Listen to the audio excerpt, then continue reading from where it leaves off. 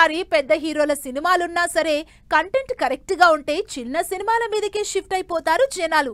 అలా రీసెంట్ గా box office దగ్గర రికార్డ్స్ ని సెట్ చేసిన సినిమాలు చాలా ఉన్నాయి.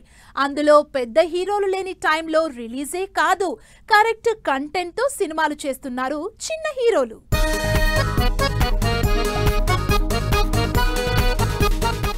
భారీ సినిమాలు బాక్స్ ఆఫీస్ దగ్గర బోల్తా పడుతున్నా చిన్న సినిమాలు మాత్రం సత్తా చూపిస్తున్నాయి. అలా కార్తికేయ 2తో పాటు పాన్ ఇండియా వైడ్ గుర్తింపు తెచ్చుకున్న నిఖిల్ ఈసారి కూడా కంటెంట్ ఉన్న స్టోరీనే సెలెక్ట్ చేసుకున్నాడు. అప్కమింగ్ 2 సినిమాలు పిరియాడిక్ యాక్షన్ డ్రామాలుగా భారీ బడ్జెట్తో తెరకెక్కుతున్నాయి.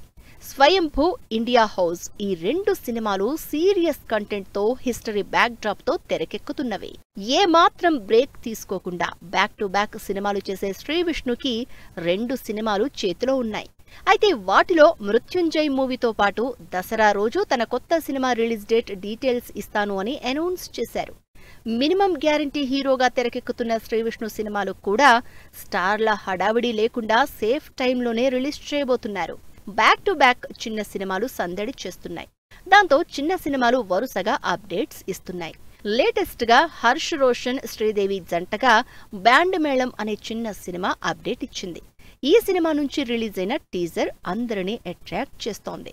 కోర్టు మూవీతో బ్లాక్ బస్టర్ కొట్టిన ఈ జంట మరోసారి బ్యాండ్ మేళంతో జతకడుతూ ఉండడం, ఈ సంవత్సరంలోనే రిలీజ్ ప్లాన్ చేసుకోవడంతో ఈ సినిమా మీద హైప్ స్టార్ట్ అయింది ఆడియన్స్ లో.